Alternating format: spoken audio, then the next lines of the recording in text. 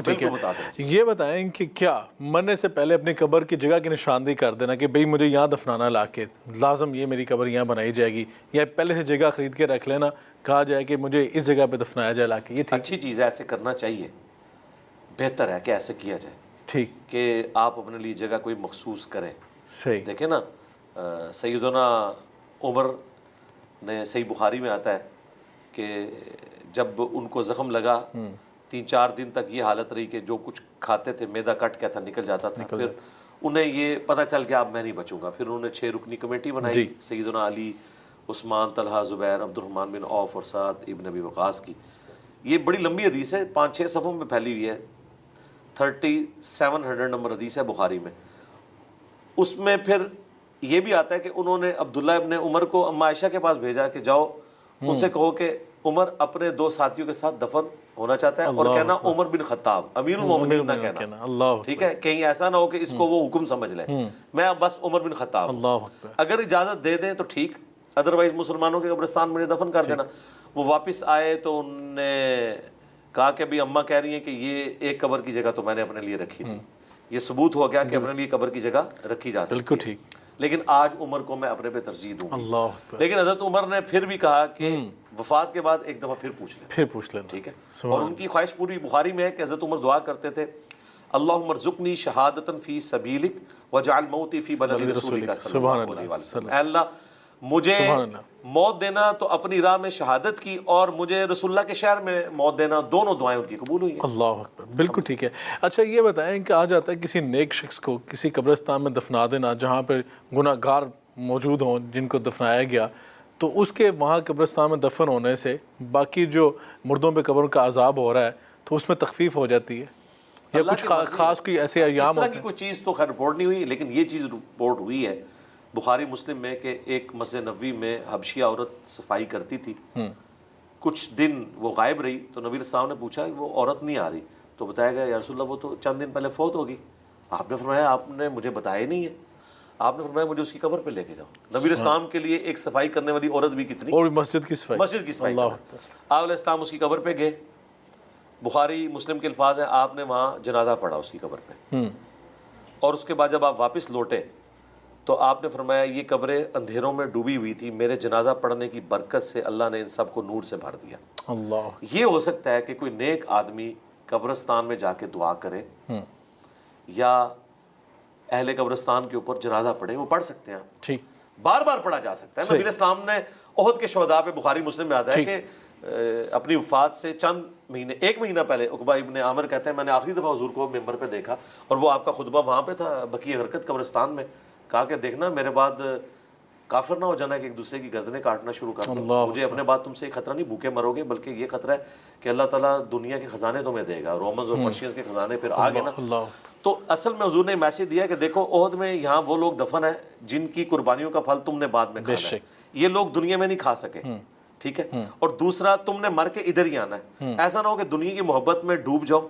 اس میں الفاظ ہیں کہ کہیں ایسا نہ ہو، مجھے خدشہ ہے کہ تم بھی پھر ایک دوسرے کو دنیا کی محبت میں قتل کرو گے اور تباہ و برباد ہو جاؤ گے جس طرح اگلے لوگ برباد ہو گئے۔ تو اس سے یہ بھی ثابت ہوا کہ آپ قبرستان جا کے بھی جنازہ پڑھ سکتے ہیں، ٹھیک، تو جنازہ پڑھیں، نیک بندہ کوئی جنازہ پڑھے، کوئی دعا کرے تو یقیناً سنن ابن ماجہ میں حدیث ہے کہ نبی علیہ السلام نے فرمایا ایک شخص کا مرنے کے بعد جنت میں مرتبہ بلند کیا جاتا ہے، تو وہ پوچھتا ہے یا اللہ یہ تو میرا عمل نہیں تھا، تو اللہ تعالیٰ کہتا ہے تیرے بیٹے نے دنیا میں تیرے لیے استغفار کیا، میں نے تیرا مرتبہ بلند کیا۔ سبحان اللہ۔ علی بھائی یہ بتائیں کہ جب بندہ قبرستان جاتا ہے، اپنے والدین کی قبر پہ جاتا ہے یا کسی بھی فوت شدگان کی قبر پہ جا کے دعا کرتا ہے، کیا جو قبر میں موجود میت ہے اس کو خبر ہوتی ہے کہ میرے پیچھے کوئی آیا دعا کرنے کے لیے؟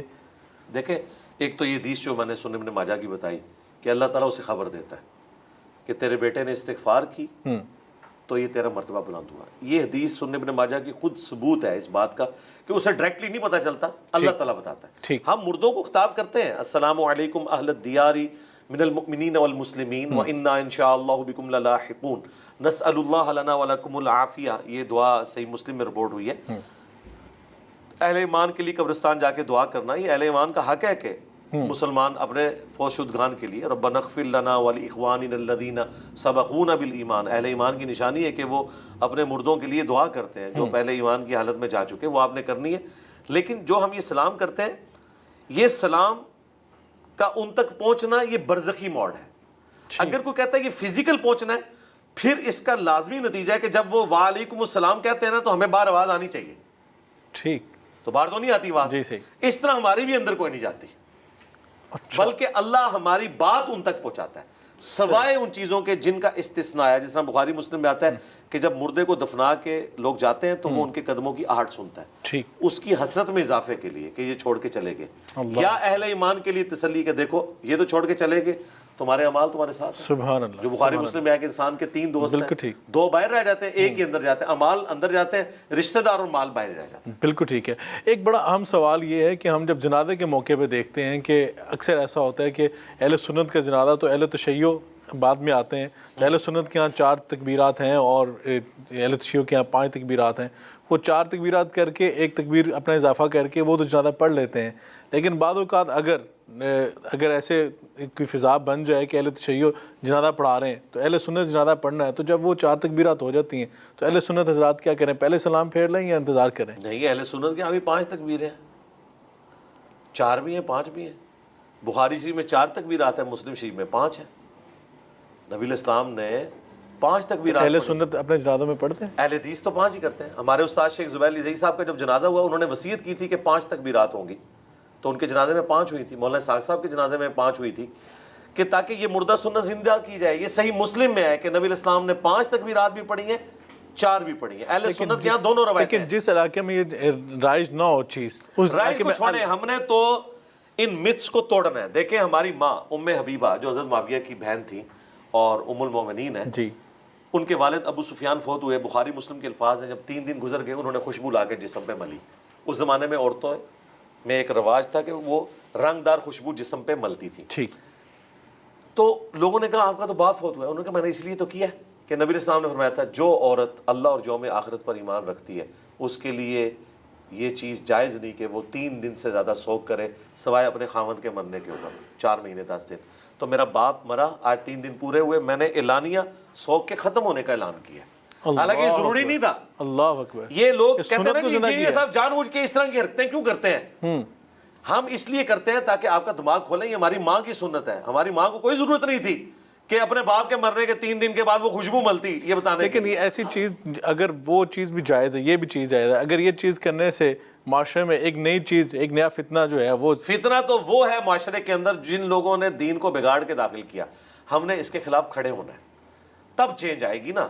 دیکھیں یہ ہماری مجرمانہ خاموشی تھی جس نے دین کو آج اس حد تک پہنچا دیا کہ دین کو لوگ جو ہے وہ گمراہی سمجھتے ہیں اور گمراہی کو دین بنا لیا ہوا ہے. نہیں, اب دیکھیں جب جنازہ کے اختتام ہوتا ہے ہمارے یہاں جو سب کانٹیننٹ ہے, پاکستان, انڈیا, بنگلہ دیش, یہاں پہ دونوں طرف سلام پھیرا جاتا ہے. حرمین شریف میں ایک طرف پھیرا جاتا ہے. تو اکثر یہاں پہ ہم دیکھتے ہیں جنازے پہ اگر ایک طرف سلام پھیر لیا جائے تو بعد میں پیچھے. جناب ہم نے تو اپنے سوا سارے پیچھے حنفی تھے, ہم نے ایک طرف سلام پھیر کے پورا بریف کر کے جنازہ اسی طریقے سے پڑھایا. کر لیں جو کچھ ہوتا ہے, کچھ بھی نہیں ہوتا بھائی. مجھے بتائیں جب یہ حنفی حضرات ہمارے حرمین جاتے ہیں تو امام کعبہ کو جا کے گریبان سے پکڑتے ہیں کہ آہستہ امین کو رفع ذہن چھوڑ دو, کرتے ہیں نا. تو ہمارا بھی رائٹ ہے کہ ہم کو سنت بتائیں گے. یہاں پہ بھی میں سمجھتا ہوں اس میں اہل حدیث سے بہت بڑی مس ہینڈلنگ ہوئی ہے. اہل حدیث نے جو کمپرومائز کیا بعض چیزوں کے اندر, وہ سنت پھر بیک فٹ پہ چلی گئی. لیکن